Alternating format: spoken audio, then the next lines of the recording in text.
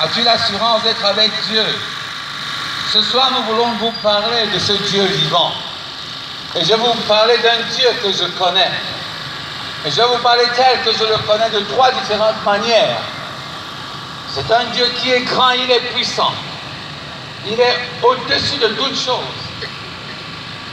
Mais je peux vous dire combien il s'est révélé à moi, il s'est révélé à tous ceux qui ont rendu témoignage. Tu sais toi-même que c'est un Dieu bon. Et moi, je sais que c'est un Dieu bon. Et nous tous, nous pouvons le confesser. Dieu est bon. Et chacun de nous peut le dire d'une certaine manière, comme le dit la Bible elle-même. L'Éternel est bon et il est digne de louange. Tu peux le dire parce que tu es en santé, tu es vivant aujourd'hui. Tu peux le dire parce que ton enfant a réussi à son examen, ça ne fait pas longtemps. Tu peux le dire parce que tu as un travail. Tu peux le dire parce que tu étais malade et tu as été guéri. Tu peux dire la bonté de Dieu de mille manières parce qu'il est véritablement bon. Et Jésus lui-même dit que Dieu est bon pour les méchants et il est bon pour les justes. C'est pour ça que même un voleur peut dire que Dieu est bon. Parce qu'il a été volé hier soir dans la nuit et on ne l'a pas arrêté. Il a même échappé au policier d'une manière extraordinaire. Et quand il est arrivé chez lui, il a dit, Dieu, tu es bon. Dieu est bon pour le sorcier.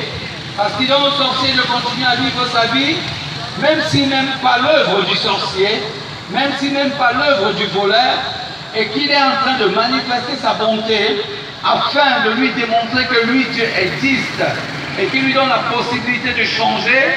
Dieu est bon. Même pour le chien, Dieu est bon. Même pour le chat, Dieu est bon. Même pour l'oiseau, Dieu est bon. Parce que Dieu pourvoit à la nourriture du chien, du chat et de l'oiseau. Nous voulons croire que c'est pour cela que la Bible dit que la nature entière célèbre Dieu. Toute la nature, parce que Dieu est bon pour toute sa nature, pour toute sa création. Pour l'homme, qu'il soit bon ou qu'il soit méchant, Dieu est bon pour lui. Qu'il soit un homme juste, qu'il soit un homme qui n'est pas juste, Dieu est bon pour tout le monde. Et ça, c'est une très bonne qualité de Dieu, et c'est sur ça que les hommes dans ce monde s'appuient pour pouvoir mener leur existence. Et parfois, ils s'appuient sur cette bonté de Dieu pour pouvoir faire des choses qui ne sont pas agréables à Dieu. Mais ils ne savent pas que si Dieu est bon, Dieu est aussi juste. Et c'est de ça aussi que nous allons parler, de la justice de Dieu.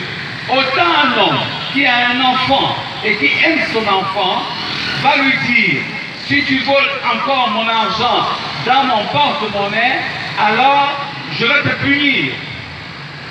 Parce que cet homme est juste. Si son enfant vole son argent dans son porte-monnaie, cet homme va punir son enfant. Et c'est pour ça que dans notre société, nous avons des tribunaux dans lesquels on va condamner le voleur, on va condamner la prostituée, on va condamner quelqu'un qui marche sur le chemin qui n'est pas selon les lois de notre pays. Et c'est pour ça que nous voulons vous dire aussi que Dieu est juste.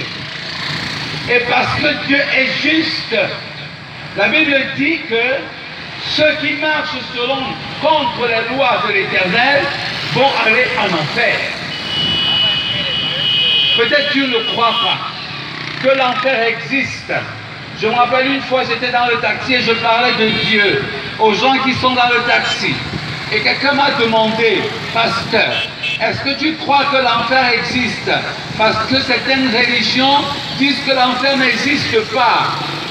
Et j'ai dit à ce monsieur que, à cette dame plutôt, c'était une dame qui m'avait posé la question, si tu ne crois pas que l'enfer existe, tu vas croire à l'enfer le jour où tu seras en enfer. Et ce sera trop tard pour toi. Et la Bible dit clairement, Dieu nous a démontré depuis le commencement qu'il punit le péché. La Bible nous enseigne que Israël est sorti pour la guerre. Et Dieu dit à Israël de ne pas toucher aux choses qu'ils vont trouver dans le champ de bataille. De ne rien prendre de leur ennemi. Mais la Bible nous dit qu'il y a un monsieur qu'on appelait Akan qui est parti et qui a pris l'argent et le manteau. La Bible nous enseigne que quand ils sont rentrés en Israël, Dieu a dénoncé le voleur qui était Akan. Il a été brûlé, sa maison a été brûlée, sa famille a été brûlée et tout ce qu'il avait a été brûlé. Vous voyez que Dieu punit les voleurs. Il a même puni les meurtriers. Nous nous rappelons que Caïn a tué son frère Abel et Dieu est venu à lui et il a puni. Nous nous rappelons même que son serviteur le plus aimé, comme David, a commis un adultère et Dieu est venu vers lui et il a puni sévèrement David. Et David a dû vivre sa punition pendant longtemps. Voilà donc un Dieu juste, un Dieu qui punit nos péchés. Mais si nous lisons encore dans la Bible, pour ceux qui ne le croient pas, nous voulons vous dire une chose, c'est que après notre mort, la punition de Dieu sera encore plus grave pour ceux qui ont continué à vivre dans leur vie de péché. Et c'est ça que dans le livre de Corinthiens, au chapitre 6, à partir du verset 9 jusqu'au verset 10, la Bible nous dit, dans 1 Corinthiens 9, 6 à 10, que ne vous y trompez pas, ni les impudiques, ni les idolâtres, ni les adultères, ni les efféminés, ni les infâmes, ni les voleurs, ni les cupides, ni les ivrognes, ni les outrageux, ni les ravisseurs n'hériteront point le royaume de Dieu. La Bible déclare que ni les efféminés, et je veux vous dire, bien aimés, que ce n'est pas un problème de religion. Dans la relation avec Dieu, ce n'est pas un problème de religion, c'est un problème de style de vie. Le style de vie que tu mènes te donne d'aller soit au ciel, soit en enfer. Et si nous regardons la vie des hommes sur la terre, je peux vous dire, vous le savez vous-même, que quand vous partez dans la prison à Newbell, là vous allez trouver les catholiques, vous allez trouver les protestants, vous allez trouver les musulmans, vous allez trouver les bouddhistes, vous allez trouver les témoins de Jéhovah, vous allez trouver tout genre de personnes qui appartiennent à une religion.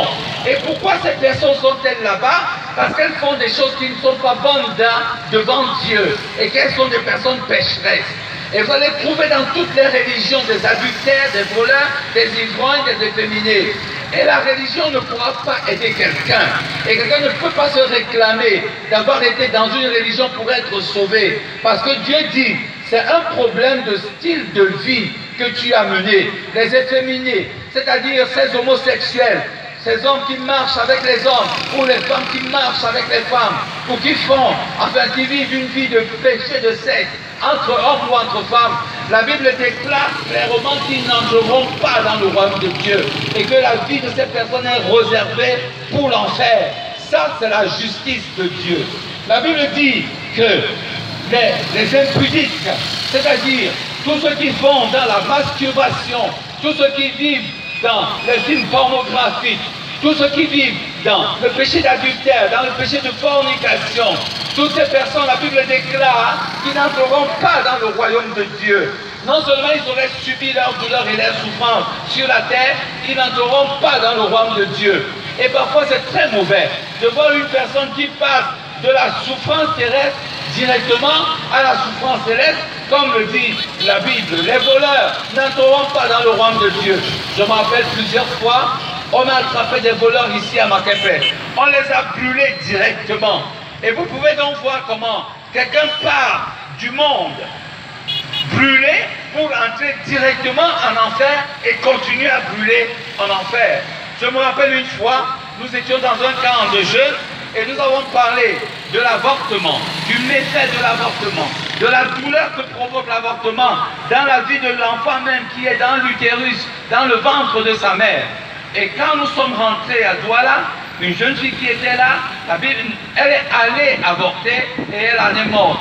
J'étais simplement étonné de voir comment quelqu'un qui a entendu la parole de Dieu a préféré aller avorter deux péchés. La fornication qui amène en enfer, l'avortement qui amène en enfer, ça veut dire qu'elle est passée de la terre directement en enfer. Et on va voir ces styles de personnes dans les vies de tout le monde, des religieux et tout le monde. vous voyez, et comme je disais de ce voleur, la Bible continue en disant, les idolâtres n'entreront pas dans le royaume de Dieu. Vous pouvez donc comprendre, quand nous disons souvent à ces personnes qui sont dans la franc-maçonnerie, à ces personnes qui sont dans la rose-croix, à ces personnes qui jurent par les marabouts, à ces personnes qui jurent par la protection des sorciers, à ces personnes qui jurent véritablement par les astres et tout, quand nous leur disons que votre vie finit en enfer, ils vont nous dire non, il y aura la réincarnation. Et souvent pour me moquer d'eux, je leur dis effectivement vous allez réincarner, mais vous allez réincarner sur un petit démon, parce que la Bible est vraie. Après la mort, c'est l'enfer. Et je peux vous dire qu'il n'y a pas de prolongation après la mort. Parce que certaines personnes vont vous dire, oui, après la mort, il y aura un purgatoire. Il n'y a personne qui va purger quoi que ce soit. On va directement aller en enfer. Parce qu'il est écrit dans le livre d'Ésaïe, il est donné aux hommes de mourir une seule fois, après quoi vient le jugement. Vous le croyez, c'est votre problème. Vous ne le croyez pas, c'est votre problème. Mais je peux vous dire une chose, ne croyez pas après votre mort. Parce que vous risquez d'être en enfer et votre vie ne pourra pas, votre vie ne sera pas une vie bonne, votre vie ne sera pas une vie à l'aise. La Bible dit que les ivrognes ne pourront pas entrer au ciel. Ils vont directement en enfer, tous les ivrognes. Vous voyez comment quelqu'un souffert sur la terre par l'alcool. Il a attrapé la maladie. Il a souffert de bagarre avec sa femme. Sa vie était instable. La vie de sa famille était instable. La Bible dit que dès qu'il meurt, il va aller directement en enfer. Et je vais vous dire une petite chose qui est très importante. C'est que la Bible décrit le ciel comme un endroit très beau. Et au ciel, les rues sont en or. Pourquoi est-ce que le voleur ne va pas aller au ciel? Parce que dès qu'il arrive au ciel, il va commencer à voler l'or qu'il y a sur la route. Et la route aura des trous comme la route de Douala. Et nous, on ne veut pas des trous au ciel. Vous voyez, quand quelqu'un va arriver au ciel et qu'il est un ivrogne, il va commencer à vomir dans tout le ciel. Et le ciel va sentir. Alors que le ciel, c'est un endroit pur, un endroit clair. Quand un adultère va aller au ciel, il va commencer à regarder les gens qui sont autour de lui, pour vouloir faire la cour aux anges, pour vouloir faire la cour aux créatures de Dieu. Il ne peut pas aller au ciel. Sa place, c'est l'enfer. C'est pour cela que, bien aimé, ce soir, nous voulons vous dire que Dieu est très bon. Il fait des grandes choses dans ta vie. Il te protège, il te garde. Mais Dieu est aussi un Dieu juste. Et si Dieu n'était pas un Dieu juste, chacun de nous pouvait faire ce qu'il voulait. C'est pour te dire que la vie que tu mènes aujourd'hui, si cette vie n'est pas conforme à la vie de Dieu, tu vas aller en enfer. Il te reste peut-être 10, 15, 20, 30, 40 ans de vie. Mon ami, tu ne sais pas si tout à l'heure tu vas mourir. Est-ce que tu es prêt à rencontrer l'Éternel, ton Dieu? Le choix est le tien. Mais j'ai une très bonne nouvelle. J'ai une très bonne nouvelle pour nous. Dieu est bon. Dieu est juste pour punir le méchant, mais Dieu est amour. Et c'est ça quelque chose de merveilleux. L'amour de Dieu n'est pas dans ce qu'il m'a trouvé le travail. L'amour de Dieu n'est pas dans ce que j'ai eu un enfant. L'amour de Dieu n'est pas dans ce que j'ai acheté une voiture. Mais l'amour de Dieu est dans ceci. Alors que nous étions pécheurs et que nous étions sur le chemin de l'enfer, parce que la colère de Dieu est sur le fils de la rébellion, comme le dit la Bible. Jésus est mort sur la croix pour sauver le pécheur de l'enfer. La Bible a dit que Dieu a tellement aimé le monde, qu'il a envoyé son Fils unique, et c'est le seul qui peut sauver l'homme sur la terre pour pouvoir sauver l'homme de la vie du péché.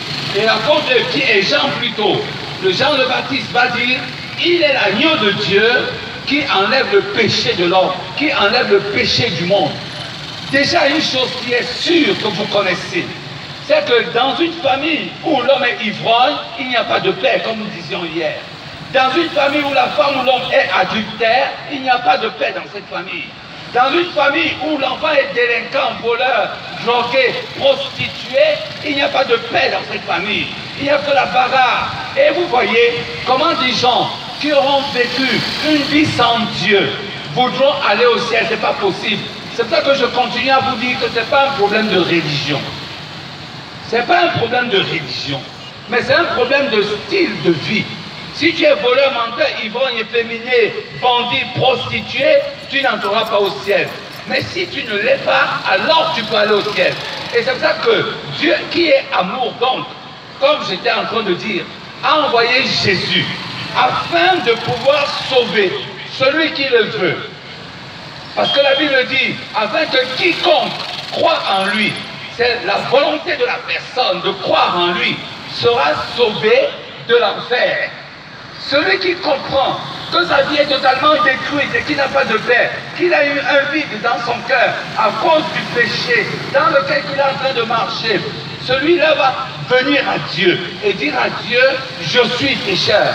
Et Dieu va lui dire, mon fils est là, il est mort pour toi. Si tu crois en lui, tes péchés te seront enlevés et ta vie sur la terre sera transformée. Il va te donner la paix et il va te sauver de l'enfer. Et la Bible nous enseigne que beaucoup de personnes ont été sauvées de l'enfer. L'apôtre Paul, que tout le monde connaît, tout le monde parle de lui, c'est un meurtrier. Et sur le chemin de Damas, comme le dit la Bible, il était en train de marcher et Jésus lui a apparu. Et Jésus lui a dit, toi Paul, fais attention. Tu ne peux pas supporter ce qui peut t'arriver. Je le dis à mes mots, tu ne peux pas supporter ce qui peut t'arriver. Et Paul a rencontré Jésus. De meurtrier qu'il était, il était devenu un agneau.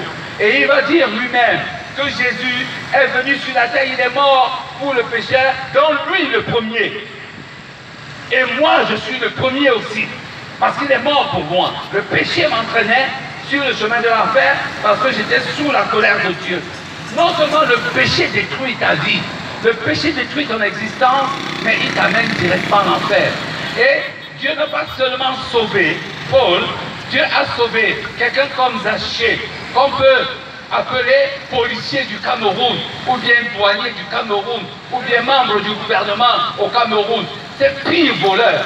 Ces gens qui ont passé toute leur vie à piller le pays, à piller le gouvernement, à piller les gens dans la rue. Nous le savons, ils le savent eux-mêmes. S'ils sont là, ils ne peuvent pas me dire le contraire. C'est des bons voleurs, des bons bandits. La Bible dit qu'ils vont en enfer. Mais l'un d'eux, on l'appelait Zachée.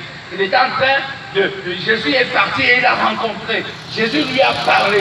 Et ce que Zachée a dit, c'est que s'il a volé quelqu'un, il va remettre 4 fois. S'il a fait du mal à quelqu'un, il va payer le mal qu'il a fait. Et là, Jésus a dit une chose, le salut est aussi entré dans la vie de Zachée parce que c'est aussi un fils d'Abraham.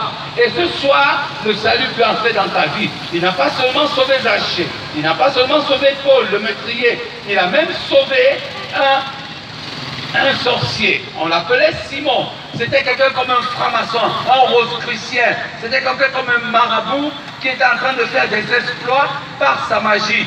Mais quand l'évangile de Jésus a été prêché et que la puissance de Dieu a été déployée devant lui, il s'est rendu compte qu'il était perdu. Il s'est rendu compte qu'il n'avait aucune valeur, aucune puissance face à la gloire et à la puissance de Dieu. Et il est allé vers les apôtres.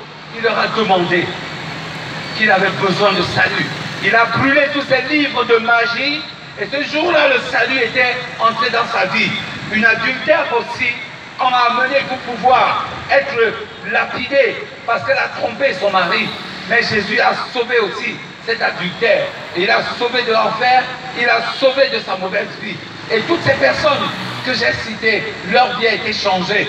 Et c'est en ça que nous pouvons dire que Dieu a tellement aimé le monde. Alors que nous n'étions même pas encore nés, dit la Bible, Jésus était déjà mort pour nous. Les gens vont se cacher derrière les religions.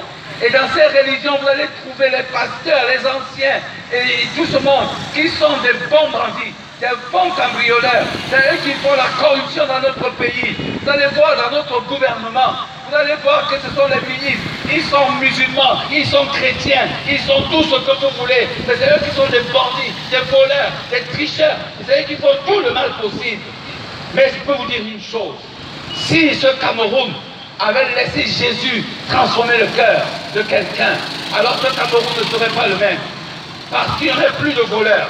parce qu'il n'y aurait plus de bandits, parce qu'il n'y aurait plus de membres de gouvernement qui peuvent prendre 50 milliards pour aller cacher dans les pays étrangers, parce qu'il n'y aurait plus des francs-maçons et des rosicruciens qui ont introduit dans notre pays l'homosexualité et toute espèce de mauvaise vie. Mais je peux vous dire une chose, si vous ne changez pas, vous irez en enfer. Que vous le croyez ou que vous ne le croyez pas, vous irez en enfer. Et ce soir, Jésus est venu vous parler de son amour. Jésus est venu vous parler de la grâce qu'il accorde à ceux qui croient en lui. Parce qu'il a dit lui-même dans la Bible, dans la mission que Dieu lui a donnée, qu'il est venu proclamer une année de grâce et renvoyer libre l'opprimé. Tu es sous la pression du péché, tu es sous la pression de la douleur que procure le péché de ton mari ou de ta femme. Tu es sous la pression de la souffrance, de tout le mal qu'il y a autour de toi. J'ai une bonne nouvelle pour toi. L'amour de Dieu est pour toi ce soir. Si tu laisses Jésus entrer dans ta vie, l'histoire de ta famille va changer. Ta propre histoire va changer. Et l'histoire de ton environnement va changer. Parce que Dieu va enlever le péché de ton cœur et il va te donner d'être une nouvelle créature. Et il va accomplir pour toi la parole qu'il a prononcée dans le livre de Jérémie. Le plan que j'ai pour toi, c'est un plan de paix et non de malheur. Mais si tu continues à marcher dans ton vol, dans ton mensonge, dans ton adultère, dans ton idolâtrie, si tu continues à consulter les sorciers, les marabouts, les voleurs, tu vas aller en enfer. Ça, je peux te le dire. Le choix est le tien. Qu'est-ce que tu choisis ce soir? Continuer à marcher dans ta mauvaise vie en te donnant une bonne conscience parce que tu dis que tu es religieux, que tu prédis la Bible ou que tu écoutes les discours d'un pasteur, ne te trompe pas. La Bible déclare qu'il ne faut pas se tromper. Ce que l'homme a semé, c'est ça qu'il récolte. Celui qui sème le mal récoltera le mal et l'enfer. Celui qui cherche, sème la justice, c'est-à-dire qu'il laisse Jésus entrer dans sa vie et changer son cœur, va récolter la vie de Dieu et la vie éternelle. Je dis merci à Dieu pour toi qui m'as écouté ce soir. Le choix est le tien. Continue à pleurer dans les conséquences de ton péché. Vous savez, j'aime souvent parler de Dieu quand je suis dans les taxis avec les gens. Les hommes sont misérables. Tu es misérable. Le péché de ton mari est ton propre péché. Le péché de ta femme, de tes enfants, t'a rendu misérable. Ta vie n'a pas de sens. Et tu essaies de trouver des solutions dans le sexe, l'alcool et tout, t'enfonçant encore dans le chemin de l'enfer. J'ai une bonne nouvelle pour toi. Si Dieu est bon, il est juste pour punir le pécheur, il est plein d'amour pour sauver le pécheur. Plein d'amour pour sauver le pécheur. Et il est plein d'amour pour toi ce soir, pour te sauver de ta mauvaise vie et te mettre sur le chemin de la vie éternelle. La première chose, c'est la joie qu'il te donne par ta nouvelle naissance. C'est une joie qu'on ne peut pas définir. Je te le dis parce que je le sais. J'ai une joie parfaite parce que j'ai connu Jésus et je suis appelé son enfant. Et s'il y a quelqu'un ce soir qui veut sortir du chemin de l'enfer, la Bible dit, je le redis encore, les efféminés, c'est-à-dire les homosexuels, les infâmes, c'est-à-dire ces gens qui font ces mauvaises choses, les voleurs, les cupides, les ivrognes, les outrageux, les ravisseurs, ils n'entreront pas dans le royaume de Dieu. Ça, je peux vous l'assurer, parce que la Bible le dit, et c'est le seul livre qui est vrai. Et c'est le seul livre qui permet à l'homme de changer de vie, parce qu'il le met à la rencontre avec la seule personne qui peut changer la vie de quelqu'un, Jésus-Christ. Je veux prier pour toi, si tu veux, là où tu es, ou si tu es ici devant moi. Tu lèves juste la main. Dieu te parle ce soir. C'est à toi de réfléchir.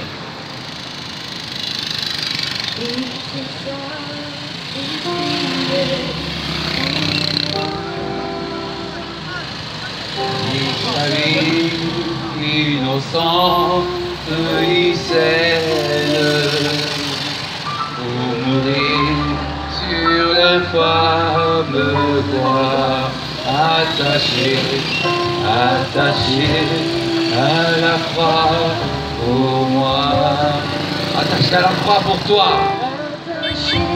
À la croix pour toi. Il a pris ton péché, il t'a délivré. Attaché à la croix pour toi. Une fois encore nous disons, et s'il y a quelqu'un ce soir qui veut voir sa vie prendre un autre tournant, passer de la douleur à la souffrance à une vie de sérénité, de paix, tu lèves la main où tu es et on va prier ensemble. Où nous voulons dire, tu peux même avancer une fois. Tu peux avancer et on va prier ensemble. C'est le plus beau choix que tu peux faire. Ne te trompe pas. Ta religion ne te sauvera pas. Ne te trompe pas. Rien de ce monde ne te sauvera, ni ton argent. Tout ce que tu peux faire ne pourra te sauver. De la douleur présente, de la souffrance présente que génère le péché, ni de la mort éternelle. Mais ce soir, Dieu te donne cette possibilité de voir ta vie être changée, ta vie être transformée. Tu fais juste ce pas et nous allons prier avec toi. Parce que Jésus dit dans sa Bible, dans la Bible, celui qui me confesse devant Dieu, je le confesserai devant mon Père. Et s'il y a quelqu'un qui veut qu'on prie avec lui, tu peux venir, on va prier ensemble.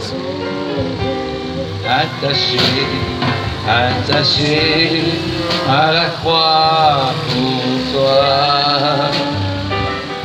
Attaché à la croix pour toi. Il a pris ton péché, il t'a délivré. Attaché, attaché à la croix pour toi. Attaché, attaché à la croix pour toi. Que le Seigneur te bénisse, mon ami, c'est le plus beau choix. Jésus seul peut apporter la paix et la joie, la sérénité dans ton cœur et te donner l'assurance de la vie éternelle. Et s'il y a quelqu'un d'autre ce soir qui voudrait laisser Jésus entrer dans sa vie et changer son cœur, tu vis malheureux là où tu es, tu es allé chez les prophètes, tu es allé chez les hommes de Dieu pour qu'ils prient pour toi, pour que ta famille et ta vie puissent avoir un certain rafraîchissement, parce que les choses ne marchent pas, mais tu es toujours dans la même situation, parce que c'est le péché qui est à la base de tes douleurs et de tes souffrances, ce n'est rien d'autre. Et non seulement ce péché a ruiné ta vie, mais il te met sur le chemin de l'enfer. Une fois encore ce soir nous disons, et s'il y a quelqu'un qui veut voir sa vie être totalement transformée, changée, alors tu peux avancer, on va prier mon frère, tu peux avancer. Je vais prier avec toi. Tu as fait le plus beau choix de ton existence. C'est la même chose que j'avais fait. Sourire comme toi ce jour-là. Ça fait beaucoup de temps derrière. Quand j'avais dit à Jésus, je veux t'offrir ma vie. Je veux te donner totalement ma vie. Il est entré dans mon cœur, il a changé ma vie. Il a fait de moi une nouvelle créature. C'est ça que je peux parler librement avec lui. Je peux parler librement de lui aussi. À tous ceux qui sont autour de moi. Parce que ce que je sais de lui est vrai. Il est très bon. Et sa bonté m'accompagne tous les jours. Mais il est aussi juste. Il n'aime pas le péché que nous commettons, mais il aime le pécheur que nous sommes. Mais parce qu'il n'aime pas le péché que nous faisons, il veut nous transformer afin que nous soyons à son image. C'est pour ça qu'il a envoyé Jésus. Et ce soir, si tu laisses Jésus entrer dans ton cœur comme tu es en train de le faire, ta vie ne sera plus jamais la même. Je te donne ma vie, je te donne mon cœur, je te donne tout. Que le Seigneur te bénisse aussi, mon ami. C'est le plus beau choix et le plus bel engagement de ta vie. je peux rendre témoignage. Je te donne mon cœur. Je te donne mon cœur. Je t'appartiens. Je te donne ma vie. Je te donne mon cœur. Je te donne. Et s'il y a encore quelqu'un d'autre qui vous a décidé de fuir le chemin de l'enfer en sortant des troubles de la vie que génère le péché, sa maison est un exemple.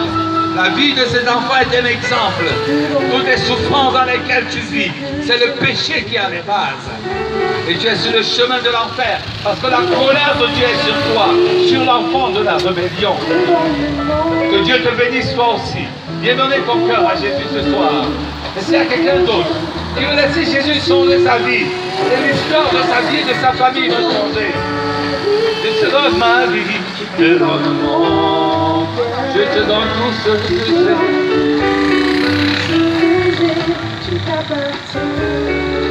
Gloire à toi, Seigneur. Gloire à Jésus. Vous venez de faire le plus beau choix de votre existence. Vous avez reçu beaucoup de cadeaux dans votre vie, mais tout ce que vous avez reçu comme cadeau a disparu. Mais le cadeau que Dieu veut vous donner ce soir, son Fils, dans votre cœur, c'est un cadeau éternel. C'est un cadeau qui ne se détruira jamais et qui vous amènera jusque dans la vie éternelle. Dieu va ce soir essuyer vos larmes.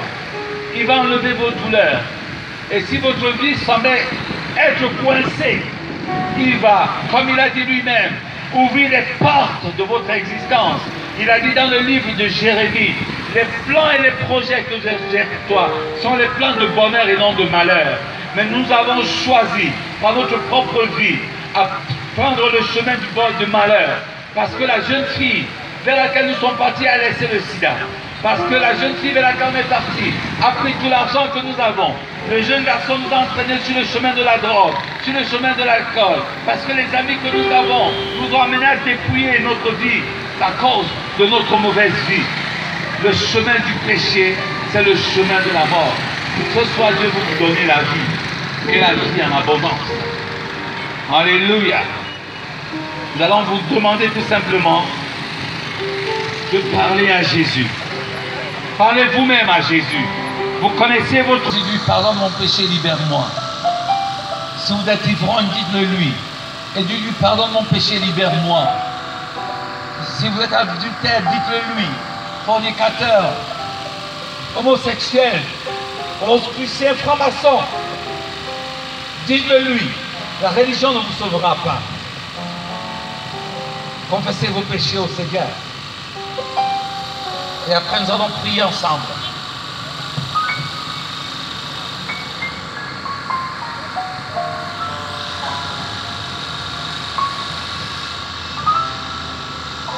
Maintenant, vous allez dire ceci après moi. Seigneur, je sais que ta colère était sur moi.